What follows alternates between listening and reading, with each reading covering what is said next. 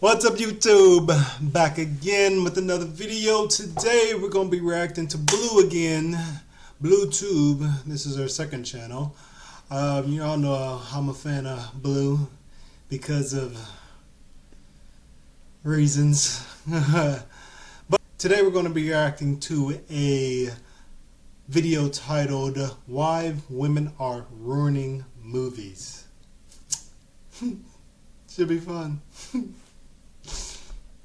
It's Blue. Make sure you like and subscribe and go follow me on my Kick and my Twitch. The Oh links are down my. below. Also my Patreon. She's looking where fantastic you can watch today, more isn't content she? on there that I don't post here. Flip the pickle, This Morty. isn't the reason You're not why gonna regret I it. The am a payoff fan is of Blue, huge. though. I turned myself into a pickle, Morty. Boom! Big reveal. Sarah Connor, Clarice Starling, Buffy Summers, Ellen Ripley, Marion Ravenwood, Princess Leia, Dana Scully, Samantha Carter, Eowyn, Vi, Aaron Sun, Nyota Uhura, Beth Harmon, Cara Thrace, and Rita Vrataski. These are just a few examples of the many intelligent, complex, compassionate, brave, compelling, and well-written female characters that have emerged in the past 50 years of film and TV. Characters that have left their mark on whole generations of audiences to the point where they still resonate with people years or even decades after their creation. But then there's a different kind of character, a shallow, trite, cheaply made, gratingly unpleasant facsimile of these excellent ladies of the silver screen. A phenomenon known only as the strong female character. Honestly, it seems like just about every character without a Y chromosome these days automatically has to be labelled as strong. It's one of the first words to come tumbling out of the mouths of the writers, actors, directors, and marketing departments whenever they're asked about it, and it's been overused to the point where it's become completely and totally meaningless. Just another expected buzzword in the endless corporate approved word salad that has to be sprinkled on every new project now.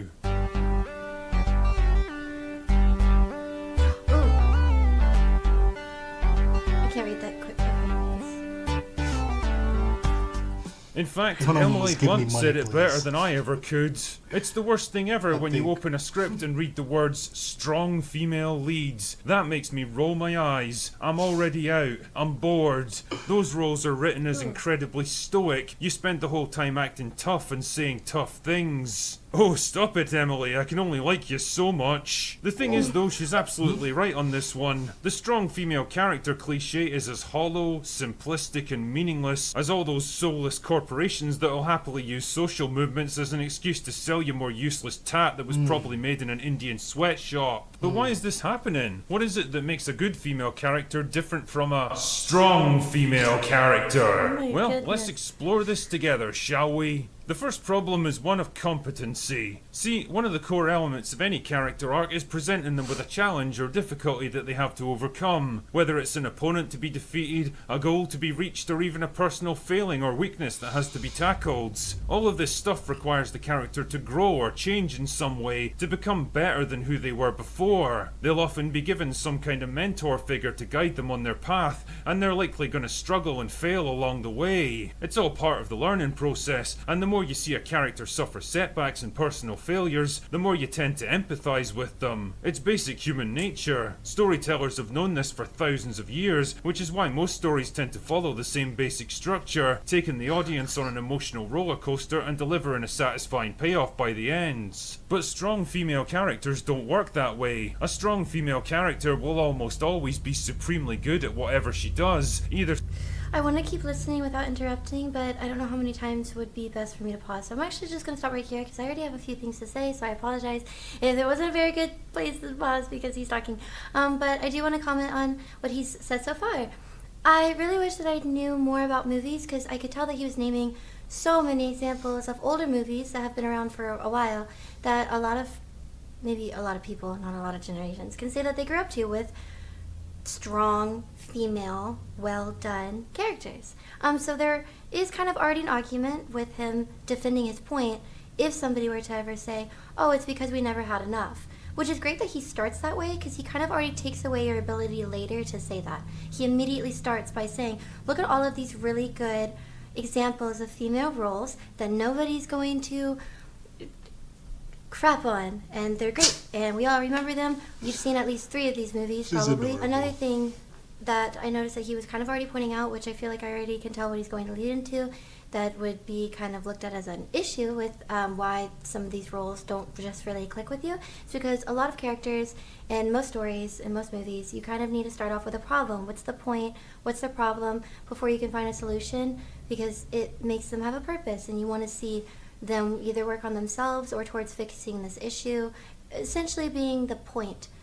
What is the point and what is their struggle? And like he had already said at the end of the movie, what were they transformed into? What did they learn? Who did they become? That kind of thing is typically apparent in most movies. What is her cord attached to? Like her headphones cords is like up in the air attached to. I guess that's her mic right there. And I don't know. It seemed like a odd setup. Just caught my eye, I guess. Whatever. But exactly, you want to follow the same structure that everybody else follows because it works and it's incredibly relatable. And you want to make movies and TV shows relatable. You want to see people go through a struggle, have an obstacle that they need to overcome it, be really hard for it to overcome, be uniquely hard for it to overcome, and then go into the final fight or battle or whatever and defeat the villain and ride off into the sunset with, their beloved or, whatever. But when you just make characters so one beat that they are just the same way throughout the whole entire movie, like Captain Marvel, for example, at the beginning of the movie, she got the power, and then she didn't need to struggle or, go through any kind of like hard training to try to control her power or anything like that. She just had her power. She was great, and it was so natural for her. And then boom, she defeated the big bad person. It was just all one beat. She was one person at the beginning, and she was the same person at the end. Like, you want to see your main characters go through a journey of self-reflection and not be the same person that they were at the end of the story. A perfect example is Noelle from Black Clover, if you're familiar with Black Clover. And if you're not, I suggest you watch it, because that has a perfect example of a strong female character. Noelle is one of the best characters in anime, in my opinion, because she starts out as a stuck-up, snobby, royal type of character that comes from all this money and opportunity and privilege, and she ends up getting thrown into the worst magic squad, like a magic squad, like a army or whatever, but she gets thrown into the worst one and has to work her way all the way up by humbling herself, telling herself that she is not good enough. So what does she do? She goes out and she works. She goes out and tries to control all this incredible magic that she has inside of her, because she's afraid of it. She's afraid of all the magic that she has inside of her, and has to control it all. If she let it all out, she would kill everybody around her. So she had to learn how to let it out in increments. So I mean, and she had to work at it. That's my whole point. She had to work at it. She was not the same person that she was at the beginning of the show. She's not the same person now that she was at the beginning. So it's just good writing, and it's relatable writing, and you have to give your audience that kind of writing and that kind of story development or character development in order for them to be able to even just pay attention.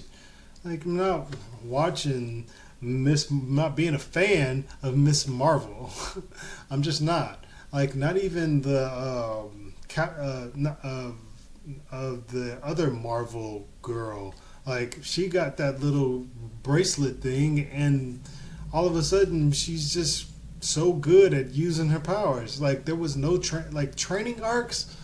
So necessary if you want to give a character superpowers. Like, you would just like have some character be a nobody, and then give them this OP power, and then I'm supposed to be convinced that she just mastered it in just a few episodes. Is anybody supposed to be convinced of that? No, that's boring. That's cheap writing, and that's what Disney is pushing out nowadays, and that's why everybody is really having a problem with them, in my opinion. But if you have any other opinions, you know what to do. Mentors to teach them things, especially not male ones, because that would send out the message that women need men to help them succeed. The result is a character that doesn't really face any serious struggles or challenges or suffer major setbacks that they have to bounce back from. They're almost never allowed to fail because the writers incorrectly associate failure with weakness rather than seeing it for what it actually is, a necessary part of personal growth. Failure itself doesn't define the character, it's how they Really? Rey was the one who defeated Palpatine? Really? It couldn't have been Luke? Really? I'm just saying. I'm just saying. react to it that matters. And if there's no failure, then there's no chance for growth and development. What strong female characters tend to focus on instead is self-actualization. The idea that she already has everything she needs to succeed, and all that's required is to let go of the limitations imposed on her by others. The message to the audience is simple. You're perfect the way you are, and it's the rest of the world that has to change. Nice one. Can't see that backfiring for people when they try to apply that to their real lives. Take Captain Marvel forcefully removing the control chip that keeps her powers contained. It's a symbolic gesture of the strong, empowered woman throwing off the shackles imposed on her by society so that she can realize her true potential. It's a nice idea that probably had the writers patting themselves on the back, but the problem is that when you remove struggle, failure, weakness and vulnerability, you don't leave the audience with a whole lot to empathize with. Seriously. We don't need to feel invested in whether a strong female character is going to succeed because the writers give us no reason to question or doubt it. And what you end up with instead is an empty shell of a character with the superficial appearance of strength and empowerment, but nothing substantial or meaningful driving it. And it all just comes across as wish fulfillment, the desires and angst of the writers to see their character do the things they always wished they could do. And if you want an extreme example of this, just watch an episode of She-Hulk. Which brings me along to my next point.